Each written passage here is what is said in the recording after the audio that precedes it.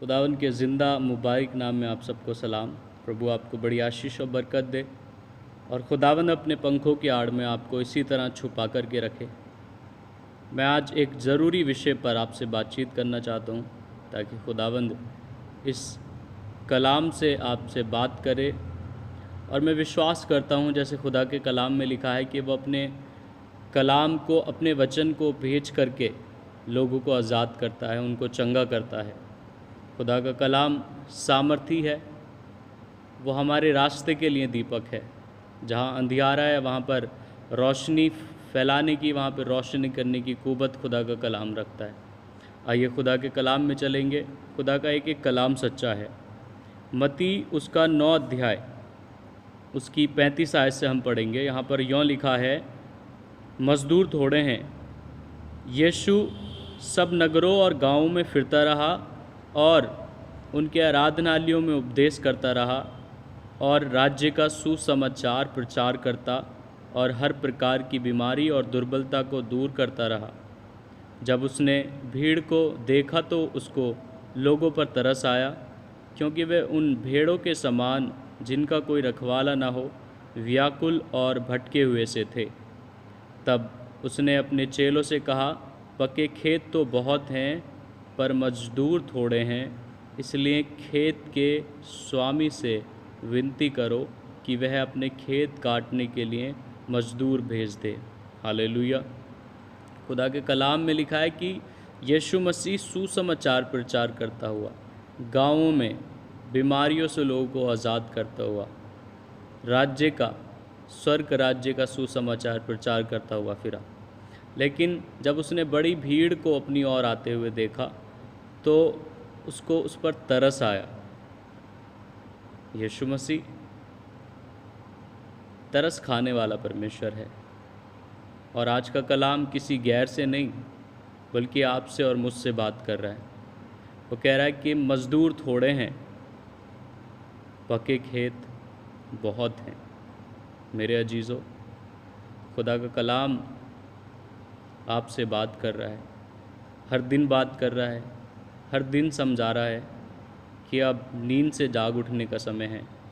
अब पापों में जीने का टाइम नहीं रह गया।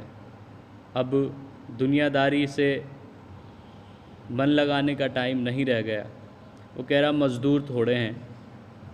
एक जगह यशायाह में वो कहता है कि मैं किसको भेजूं, अपने लोगों को बचाने के लिए किसको भेजूं, क्योंकि सब भटके हुए हैं, सब अपनी अपनी छोटी छोटी लोमड़ियों में, छोटी छोटी आदतों में फंसे हुए हैं।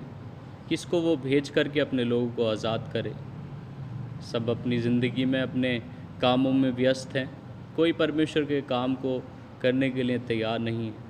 कोई अपनी खुदी का इनकार करने के लिए तैयार नहीं है। कोई भी परमेश्वर की आवाज़ को सुन करके उस पर मनन करने वाला, उसके मुताबिक चलने वाला नहीं है। मेरे अजीज़ों, खुदा का कलाम आपको बचाने की बात करता है, अपने लोगों को बचाने की बात करता है, क्योंकि वो सच्चा प्रेमी परमेश्वर है। वो नहीं चाहता कि कोई भी रूह नाश हो।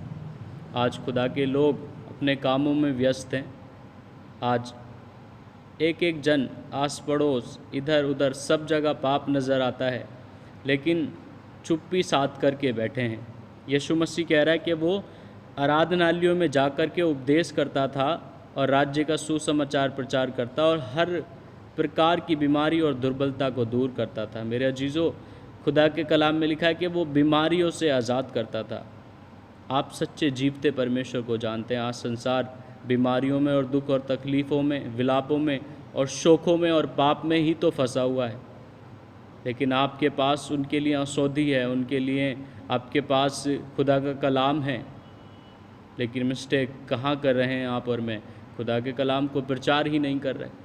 आज दुनिया में जितनी भी बीमारियों से, जितनी भी पीड़ाओं से लोग परेशान हैं, ऐसी कोई भी बीमारी, ऐसी कोई भी परेशानी, ऐसा कोई भी बंधन नहीं है जो खुदा के कलाम में जिसका समाधान ना हो।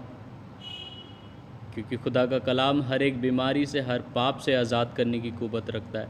लेकिन जब चुप्पी साध करके बैठे हैं, अपनी खुद की ज़िंदगी में पाप को लेकर के बैठे हैं, पाप ने मुंह को बंद कर रखा है, स्पिरिट बंद हो चुकी है, कैसे प्रचार करें? हम तो खुद पाप के गुलाम होकर के बैठे हैं। आज मुंह खोलने का टाइम आ चुका है, आज नींद से जाग उठने का टाइम आ गया है। छोटी छोटी बातों पर इमोशनल हो जाना, पाप में गिर जाना, 2 दिन के लिए पवित्रता में रहना, क्या आपको ये स्वर्ग ले जा सकता है? क्या आपसे खुदा के कलाम से बातचीत न की जाएगी? क्या आपसे सवाल जवाब न किए जाएंगे? क्या आप सब कुछ जानते थे लेकिन आपने फिर भी प्रचार नहीं किया? खुदा का कलाम सच्चा है मेरे अजीज़ों, अब देर मत कीजिए। पापों को छोड़ करके, गुनाहों की ज़िंदगी को छोड़ करके खुदा के सुसमाचार को, प्रचार को कीजिए, क्योंकि लोगों को आज सबसे ज़्यादा ज़रूरत है खुदा के कलाम की।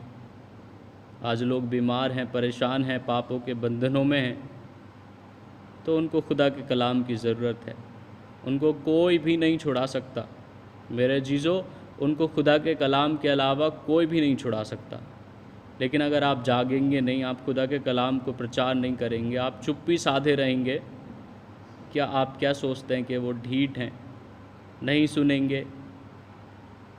मेरे अजीज़ों, खुदा के कलाम में लिखा है कि चेलों से कहा गया था कि जिस राज्य में तुम, जिस नगर में जाओ, उसमें प्रचार करना, और जब उस जगह के लोग प्रचार पे विश्वास न करें तो उस शहर से निकलते टाइम, उस नगर से निकलते टाइम अपने तलवों से वहाँ की धूल भी झाड़ देना।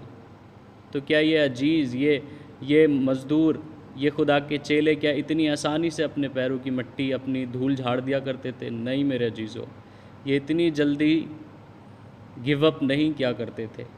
इनको मार खानी पड़ती थी, ये सह लेते थे। इनको बेइज्जती सहनी पड़ती थी, ये सह लेते थे। इनको जान गंवानी पड़ती थी, ये सह लेते थे। लेकिन आप खुदा के कलाम को प्रचार ही नहीं कर रहे, खुदा के कलाम को बाँट ही नहीं रहे। आज चुप्पी साध करके बैठे हैं। आज फैमिली में अगर कोई गलत कर रहा है, गलत फ़ोनों में लगा हुआ है, आप उसको समझा ही नहीं रहे कि रिश्तों में दरार आ जाएगी, बुरा मान जाएगा। अरे आप सच बोल करके उसको नर्क से बचा सकते हैं, उस बड़े रोग से, उस बीमारी से बचा सकते हैं। स्टैंड लीजिए। खुदावंद ने आपको मज़दूर होने के लिए बुलाया है, आपको फसल काटने के लिए बुलाया है।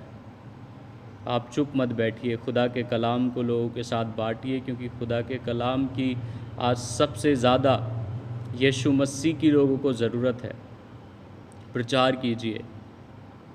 खुदावन बड़े शोक के साथ अपने दुख को जताते हुए अपने चेलों से कह रहे हैं, तब उसने 37 आयत में, 9 की 37 आयत में, तब उसने अपने चेलों से कहा, पक्के खेत तो बहुत हैं पर मजदूर थोड़े हैं। खुदा के लोगों, खुदा के जानने वालों, परमेश्वर के राज्य के लिए खड़े हो जाइए। आप दुनिया के हिसाब से नहीं जी सकते, दुनियावी चीज़ों में नहीं जी सकते, क्योंकि आप इनके लिए नहीं बुलाए गए। आप प्रचार करने के लिए बुलाए गए हैं, तो प्रचार कीजिए और रोकने वाली सारी वजहों को दूर कर दीजिए। खुदा का कलाम आपसे यही फरियाद कर रहा है कि आज स्टैंड लीजिए खुदा के कलाम के साथ और लोगों को प्रचार कीजिए। आपके पड़ोस में, आस पड़ोस में सब जगह लड़ाई झगड़े रहते हैं, लोग लतों में, बीमारियों में, दुष्टात्माओं में पड़े हैं, लेकिन आप प्रचार ही नहीं कर रहे। वो अपने बंधनों में पड़े हैं, आप प्रचार ही नहीं कर रहे। ये तो ऐसा हुआ कि आपके अंदर कोई बीमारी है और आपके हाथ में मेडिसिन, आपके हाथ में दवाई है और आप उसको खा ही नहीं रहे। खुदा का कलाम एक अच्छी औषधि है, जिस जीवन में जाती है उस जीवन से हर तरीके के पाप को, हर तरीके के बंधन को, हर तरीके के रोग को दूर कर देती है। तो खड़े होइए खुदा के कलाम के लिए, खुदा के वचन को प्रचार करने के लिए, और वजहों को दूर कर दीजिए जो आपको प्रचार करने से रोकती हैं। एक सच्चे मज़दूर की तरह खड़े होइए, एक वफ़ादार खुदा के बेटे बेटी की तरह खड़े होइए। सच्चाई से खुदा के सुसमाचार को प्रचार कीजिए। आज के कलाम से खुदावन ने, मैं जानता हूँ, आपसे बातें की हैं। खुदावन के इन वचनों पे गौर कीजिएगा, इन पे मनन कीजिएगा और खुदा के लिए तैयार हो जाइए, क्योंकि उसका राज्य आने वाला है। हर बुरी बात को छोड़ते हुए, हर पाप को छोड़ते हुए, हर बुरी लत को, आदत को छोड़ते हुए परमेश्वर की हुजूरी में आइए। खुदाबंद आपसे प्यार करता है और चाहता है कि अपनी महिमा के लिए आपको इस्तेमाल करें। जब आप अपनी मज़दूरी को अच्छे से करेंगे, जब आप अपने काम को अच्छे से करेंगे तो खुदा आपको बड़ी मिरास देगा। खुदावंद इन वचनों के वसीले से आपको बड़ी बरकत दे। आमीन।